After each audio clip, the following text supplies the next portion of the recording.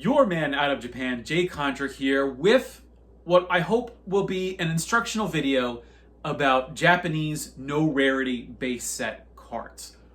What is no rarity? That would be a very good place to start off. No rarity refers to the initial print run of Japanese base set. These are the cards that were printed when the card game first came out at the end of 1996. I want to say it was October. That's the month that comes to mind. These were printed anywhere from 3 to 6 months after, up until the beginning of 1997. And their biggest distinction is that they are Japanese base set Pokemon cards, but they do not have a rarity symbol in the bottom right-hand corner of the card.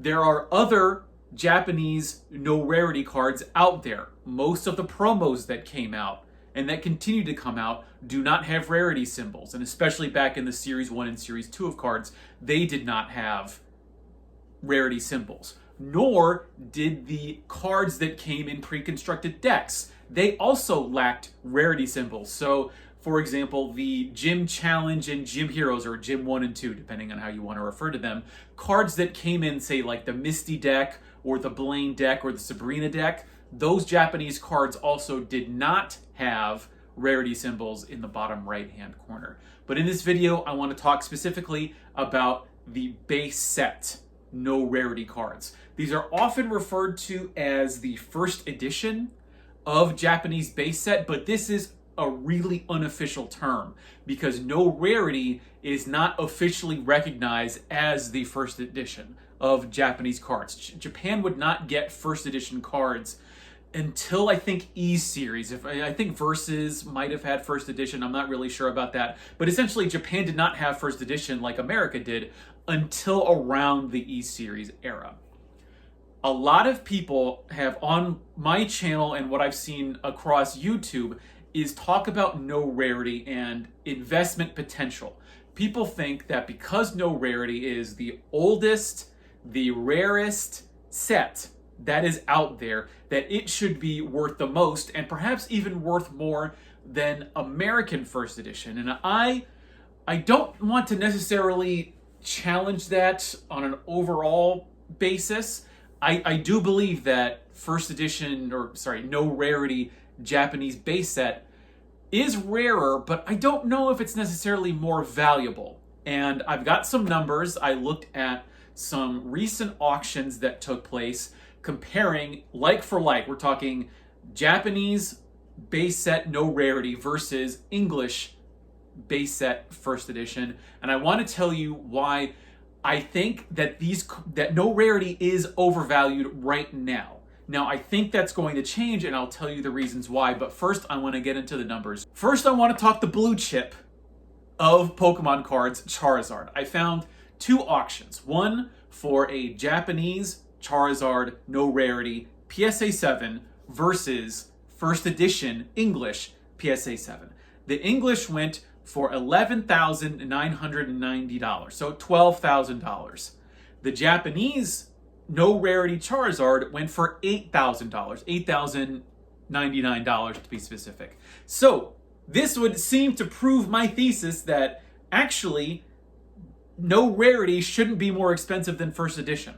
But let's look at the population reports. There are 354 PSA 7 first edition English Charizards versus 31 no rarity PSA 7 Charizards. So what does that mean? Well, there are more English PSA 7 first edition Charizards out there, and yet they are commanding a higher price. So that to me at least says, in terms of the Charizard, at least in terms of the level of PSA 7, so we're not talking like super mint, but a fairly good looking card, you're going to want to go with the English.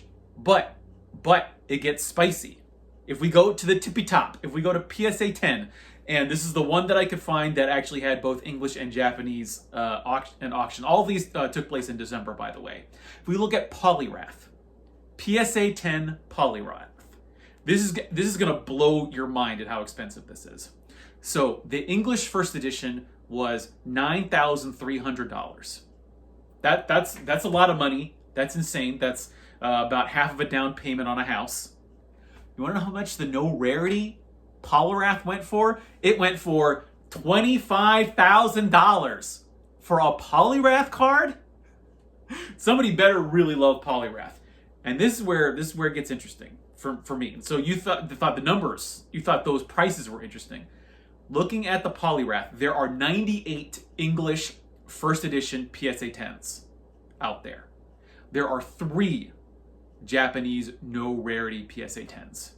So this is where it hits the sweet spot of where there's not a ton of it, and the English is so much more available that when you get to the uber realm of the PSA 10, perhaps actually having less copies out there actually does give you that price premium.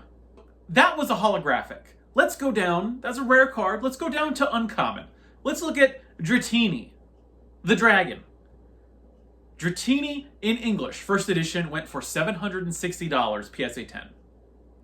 The Japanese no rarity, this is also surprising to me, went for $1,612 PSA 10, Japanese no rarity, just in case I didn't say that. Twice as expensive. The no rarity is twice as expensive. And here is why. There are 145 PSA 10 English first editions floating around there. But Dratini and PSA 10 no rarity, Japanese, there are 7. There are only 4 more graded compared to the Poliwrath. And that's why it's going for twice the price. And then we go down to the commons. Let's go down even further. Let's look at Diglett PSA 10. English first edition, $285. Japanese no rarity, $280. So virtually the same price. To summarize, bottom, common, Diglett, virtually the same price between English first edition and no rarity, $280. When we look at Dratini, uncommon, we've got English going for, $760? And then we've got more than twice as expensive, $1,600. So let's bring it back in. We've got about the same for commons, uncommons twice as expensive, and then we go to holographic rares. We've got it about 2.5x the difference between these two cards. But then we have that blue chip. We've got the Charizard at the PSA 7 going for 11,000 in English or 12,000 in English versus the 8,000 for the Japanese no rarity. So what does this say to me? It says to me that no rarity's value still must be determined. And I think a big reason that this is happening is because no rarity is a niche within a niche. If we look at Pokemon cards as a whole, Japanese cards are already a niche. I would say a bigger niche than you would see in other sort of collectible hobbies like video games, but still a niche. It's still, I feel like most of the demand for Pokemon cards is in English. And then a subset of that demand goes to the Japanese cards, especially when you're outside of Japan. And then within that niche is no rarity. Why? Well, because no rarity is still a relatively recently discovered phenomenon. I'd say there's been new interest because of 2020 and what's happened to Pokemon cards, but when you look at it historically, no rarity wasn't even officially recognized by PSA and by the collector community as a whole until the early 2010s. While there was some awareness of no rarity as far back as the year 2000, a couple years after the set had come out and when Pokemon was starting to become a thing outside of Japan, but PSA didn't start grading these things as official no rarity until I think it was like 2013 or 2014. There's a great SM Pratt video about no rarity that's a couple years old now, so I think I would just like to add on some new perspective to that now that Pokemon cards have become so much bigger over the last 3 or 4 years. What's going to happen to no rarity? I will bet you anything.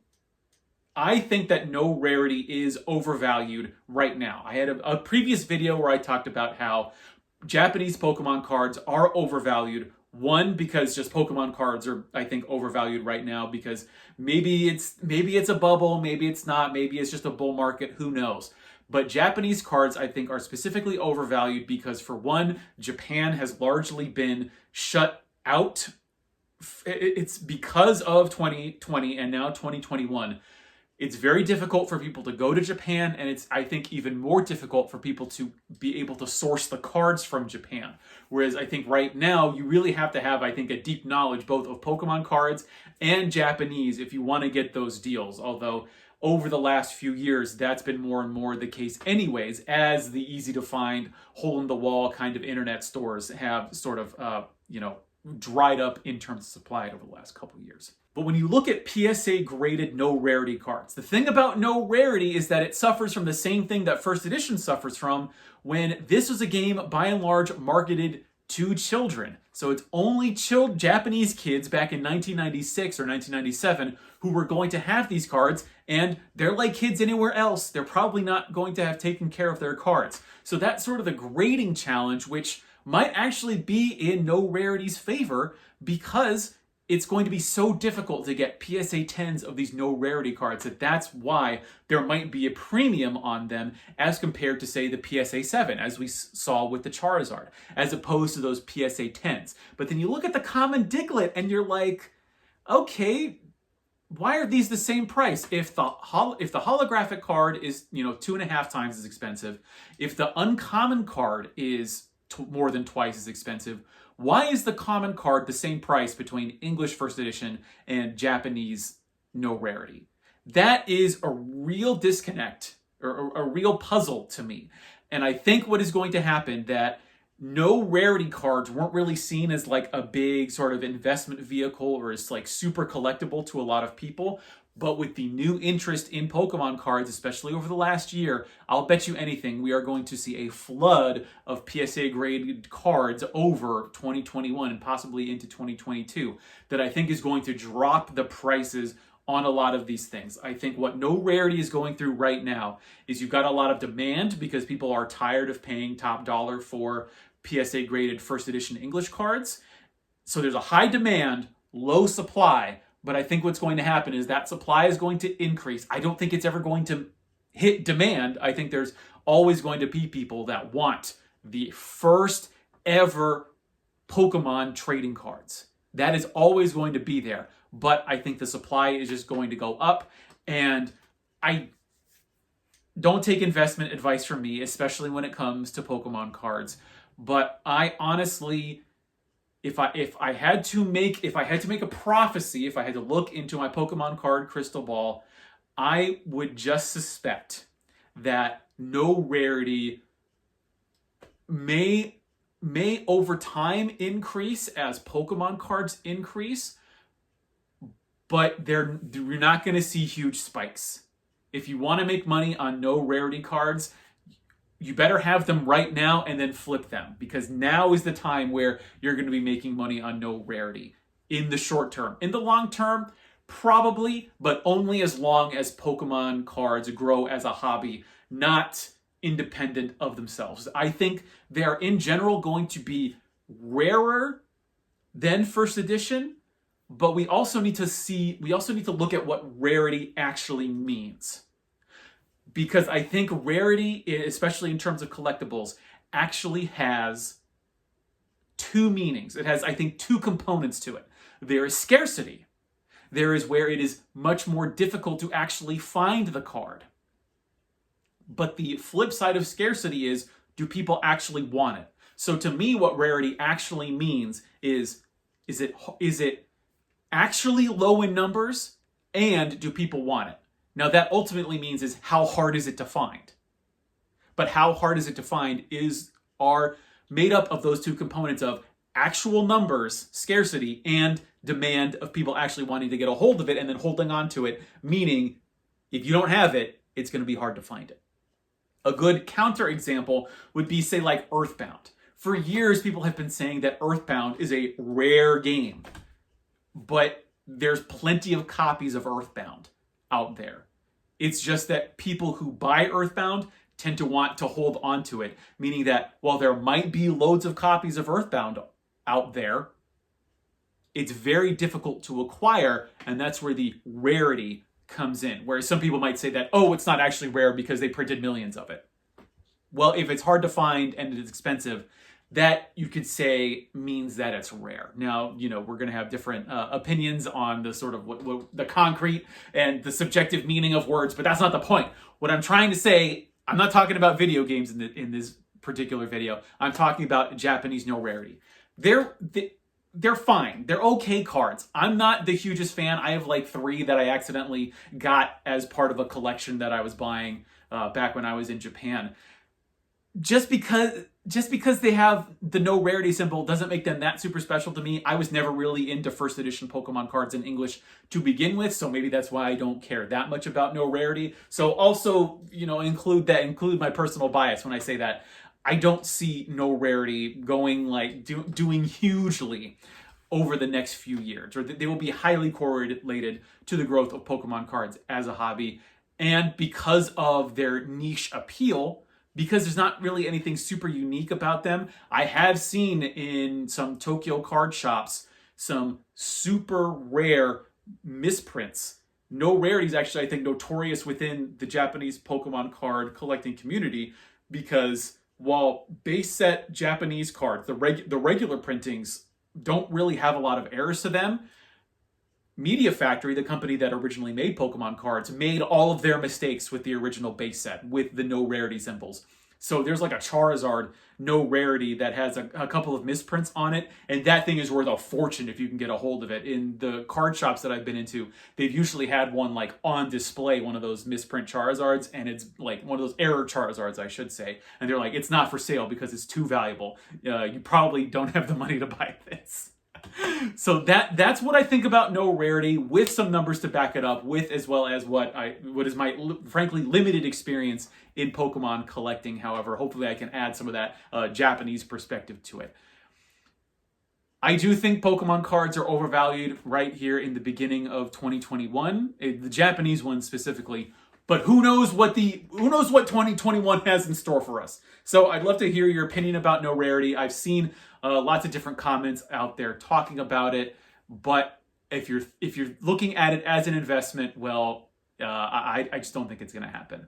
Your man out of Japan, Jay Contra. Thanks for watching, and mahalo.